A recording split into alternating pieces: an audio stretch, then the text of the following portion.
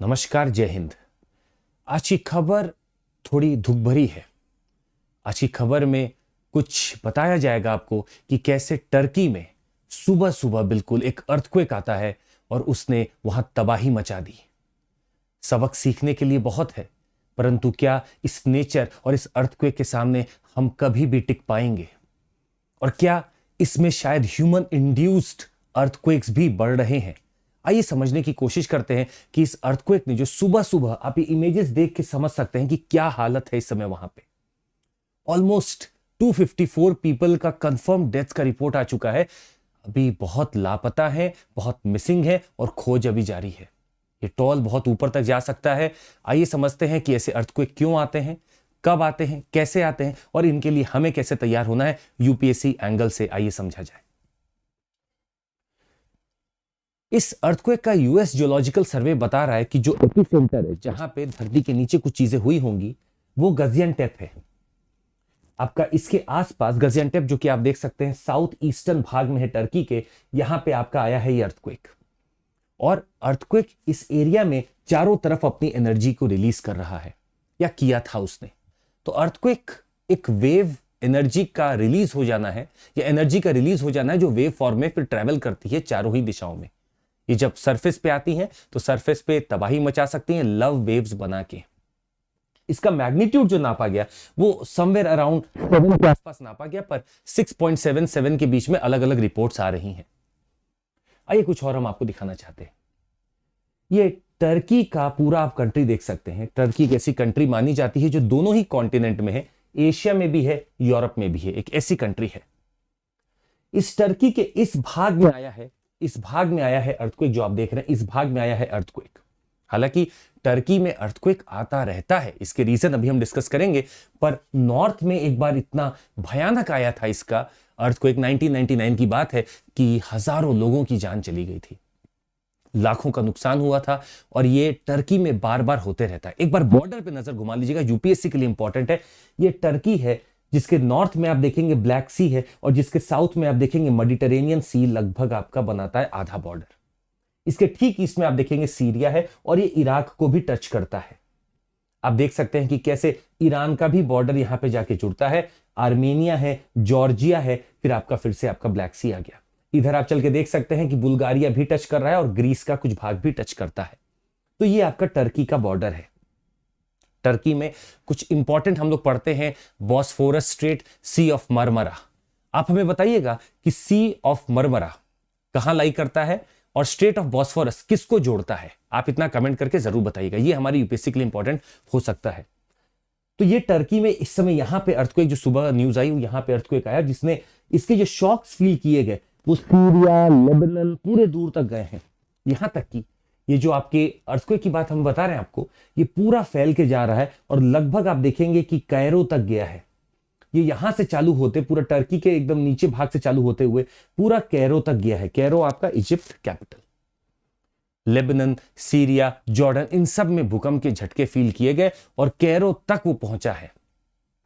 समझने की बात यह है कि अर्थक्वेक का एपिसेंटर एक जगह हो सकता है, परंतु उसकी जो वेव्स ट्रैवल करती हैं सरफेस से, बहुत दूर दूर तक जाती हैं। यहां पे आपको फोकस और एपिसेंटर के बीच में डिफरेंस समझना बहुत जरूरी है। फोकस और एपिसेंटर के बीच का आप अगर हमें इजाजत दें, थोड़ा सा बस हम आपको बताना चाहेंगे कि अगर धरती पे कहीं पे भी अर्थक्वेक आ रहा है तो इसका मतलब है, अगर मान लीजिए मेरे ये सरफेस है और मुझे यहां पे अर्थक्वेक की जो वेव्स रिसीव हुई वो सबसे पहले हुई हैं, तो ये मेरा एपिसेंटर कहलाता है।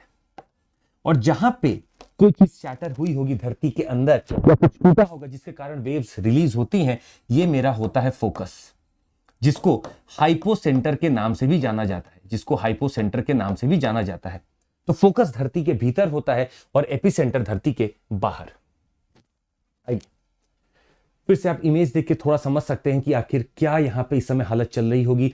सीरिया, लेबनान, साइप्रस, ये सब तक लोग परेशान हो चुके हैं। अभी ये अर्थक्वेक आया ही था तो एक और चीज इसके साथ जुड़ती है। अगर अर्थक्वेक आपका कहीं वाटर बॉडी के पास में आएगा और वाटर बॉडी में उसने अगर वर्टिकली डिस्प्लेस किया है वाटर को, मान लीजिए नीचे की सतह पूरी टूट के अर्थक्वेक के कारण नीचे गिर गई और इसके ऊपर जितना पानी था ये भी इसके साथ नीचे जाएगा, जहां पे वर्टिकल डिस्प्लेसमेंट ऑफ वाटर होता है या अर्थक्वेक आता है या कोई बॉम्ब एक्सप्लोजन होता है कहीं पे भी, तो वेव्स जनरेट होती हैं आपके ओशनिक सरफेस में या सी पे। अब ये सारे ही देश यहां पे ग्रीस, इटली, इन्होंने जैसे ही अर्थक्वेक का पता चला इन्होंने सुनामी वार्निंग जारी कर दी थी, क्योंकि यहां पे इतना तेज अगर आया हुआ है पानी के पास है, आप देखिए, और इतना तेज अगर भूकंप आया हुआ है, अर्थक्वेक आया हुआ है, तो कुछ ना कुछ हलचल यहां के टेरिटरी में या यहां के आपके क्रस्ट में हुई होगी। जैसे ही वो क्रस्ट डिस्प्लेस हुआ होगा, टूटा होगा, और पानी का अगर बहुत बड़ा चंक डिस्प्लेस हो जाए पानी का, सुनामी आ सकती है। इसीलिए सुबह ही ग्रीस और इटली ने जारी कर दी थी सुनामी वार्निंग सेंटर। हमारी टेक्नोलॉजी ने कम से कम हमें इतना इक्विप कर दिया है कि हम अपने आप को बचा सकते हैं। और अभी उन्होंने बोला कि ठीक है, अभी सुनामी वार्निंग वापस उन्होंने विड्रॉ कर ली, रिड्यूस कर दी, कि अभी लगता है सब सेटल है, ऐसा कोई भी आते हुए नहीं दिखा। हालांकि अर्थक्वेक से ट्रिगर होती है सुनामीज।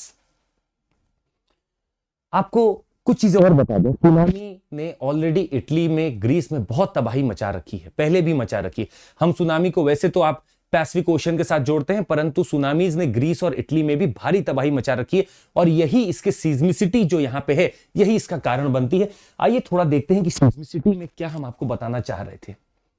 आप देख सकते हैं ये यूरेशियन प्लेट है, ये एनातोलियन प्लेट है, और ये अरेबियन प्लेट है। आराम से आप देख सकते हैं एनातोलियन प्लेट ही आपका टर्की है, ऐसा समझिएगा।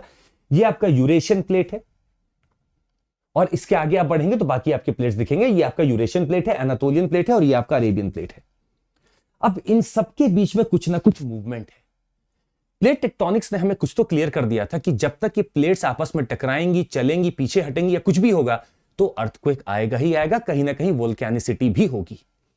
यहां पे जैसे ही आप देख सकते हैं अरेबियन प्लेट कैसे अंदर की तरफ जाना चाह रहा है, ये एनातोलियन प्लेट है, और कैसे ही अंदर की तरफ जाना चाह रहा है, इसकी स्पीड ज्यादा है। इसी वजह से इस जगह पे एक फॉल्ट बना हुआ है जिसे कहा जाता है ईस्ट एनातोलियन फॉल्ट।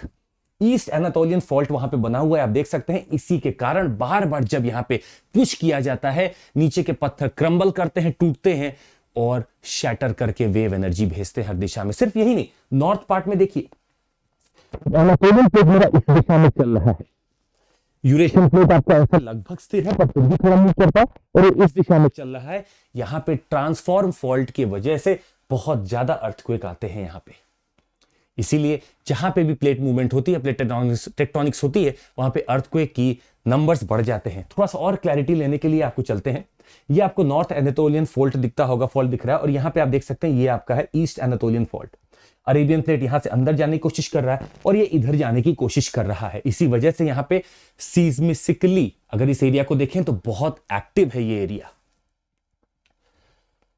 यहां पे बार बार अर्थक्वेक आते हैं, जो कि यूरेशियन प्लेट से टकराव के साथ आते हैं। इस एरिया में भी बार बार अर्थक्वेक आते हैं, क्योंकि पूरा एक फॉल्ट बना हुआ है, और ये वही लाइन है जो सीज्मिसिटी के बॉर्डर दिखाती है। ये आपका यहां पे बाइंडिंग दिखा रहे, दिस इज योर सीज्मिसिटी वाला लाइन हियर। वही इमेज है, हम आपको बार बार बस इसलिए दिखा रहे ताकि आपके दिमाग में रहे कि कैसे चीजें बन रही हैं। ये आपका इटली वाला एरिया है, और अगर कहीं पे भी यहां पे पानी में बहाव बनेगा तो ग्रीस, इटली, ये सब कहीं ना कहीं खतरे में आ जाते हैं। हालांकि हम आपसे कुछ चीजें क्लियर करना चाहते हैं यूपीएससी के लिए भी। अर्थक्वेक का एक मैग्नीट्यूड होता है और एक इंटेंसिटी होता है। जब हम मैग्नीट्यूड की बात करते हैं तो हम एक नंबर की बात करते हैं, which is a measure of energy released in an earthquake. जब हम इंटेंसिटी की बात करते हैं तो हम बात करते हैं कि आखिर कितना क्वालिटेटिवली शेकिंग हो रहा है, it's the strength of that shaking during the earthquake. दोनों लगभग बराबर सा लगता है, परंतु एक क्वालिटेटिव है और एक क्वांटिटेटिव है। आप नीचे कमेंट करके बताइएगा कि इंटेंसिटी कौन से स्केल पे मेजर होती है और किस स्केल पे मेजर होता है आपका मैग्नीट्यूड। आपको हम ये भी बता दें कि अर्थक्वेक को कंट्रोल नहीं किया जा सकता, ये हमारे बस में नहीं। हां, हम जरूर ऐसे स्टेप्स लें जिससे हम अपने आप से इंड्यूस ना करें अर्थक्वेक को। और दूसरा, अर्थक्वेक के लिए कुछ चीजें आइडेंटिफाइड हैं। रिस्क रिकॉग्नाइज करना होगा, कहां पे ऐसे आते हैं रिस्क, किस जगह पे हैं ऐसे रिस्क को मैप करना पड़ेगा, और रिस्क को मिटिगेट करने के हम स्टेप्स ले सकते हैं। मतलब हम जिस एरिया को आइडेंटिफाई कर लें कि सीज्मिकली एक्टिव है, वहां पे हम बिल्डिंग्स ऐसी बनाए जो अर्थक्वेक रेजिस्टेंट हो। जैसे कि जापान का एग्जांपल दिया जाता है, 80% of the buildings in Japan are earthquake resistant. वैसा ही लगभग भारत में भी अगर आप बात करें तो हमारे नॉर्दर्न भाग में या पूरे आपका नॉर्थ ईस्टर्न भाग में, जो कि हमारा सबसे भयानक जोन में पड़ता है अर्थक्वेक की सीज्मिसिटी में, अगर आप देखेंगे वहां पे जरूरत है कि हमारी जो बिल्डिंग्स बने उनका एक कोड हो, और वो उस कोड के तहत बिल्कुल अर्थक्वेक रेजिस्टेंट बने।